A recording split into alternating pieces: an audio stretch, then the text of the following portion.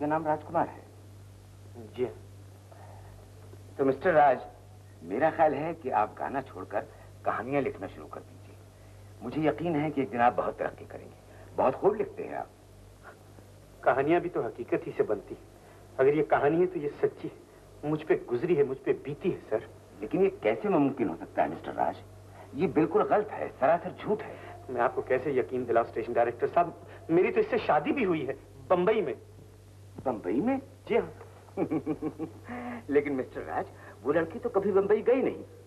शायद आपको मालूम नहीं कि जिस लड़की के बारे में इस चिट्ठी में लिखा है, न सिर्फ मैं उसे ही जानता हूं बल्कि उसके सारे खानदान से वाकिफ हूं।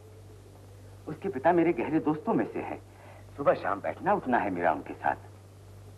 मिस्टर राज, आपको ये सुनकर हैरत होगी कि उस लड़की की अभी तक शादी नहीं हुई है।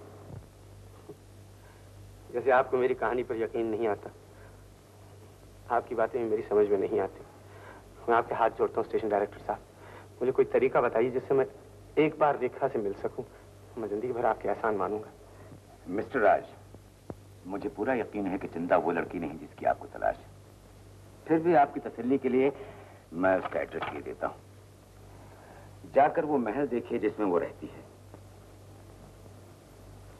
फिर आपको खुद ब खुद अपनी गलती का एहसास हो जाएगा।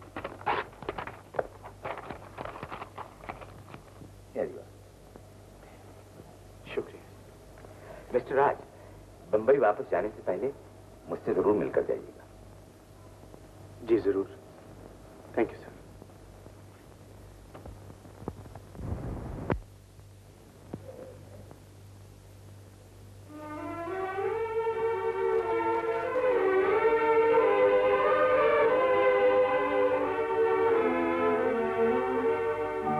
रेखा, रेखा!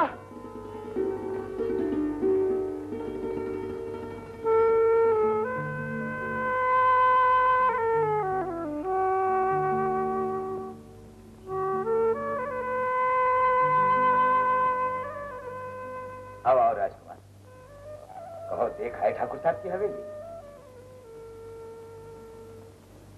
जी हाँ, हवेली भी और बेटी भी। चंदा और रेखा में कोई फर्क नहीं, और रेखा मेरी बीवी है। तुम्हें जरूर कोई गलतफहमी हुई है। दो चेहरे एक जैसे हो सकते हैं, आंखें धोखा खा सकती हैं। इससे पहले कि जागीरदार साहब को पता चल जाए और वो तुम्हारे खिलाफ कोई सख्त कदम उठाए, मेरी राय है कि तुम फौरन बंबई वापस चले जाओ। मैं रेखा के बगैर बंबई वापस नहीं जाऊंगा। मिस्टर राज, इतना सोच लो, आग से खेलोगे तो जल जाओगे। आग तो कब की लग चुकी है, अब तो सिर्फ चलना ही चलना है। मिस्टर राज, मुझे तुमसे पूरी हमदर्दी है। मैं तुम्हारा शक दूर करने के लिए एक मौका दे सकता हूं, लेकिन एक शर्त पर।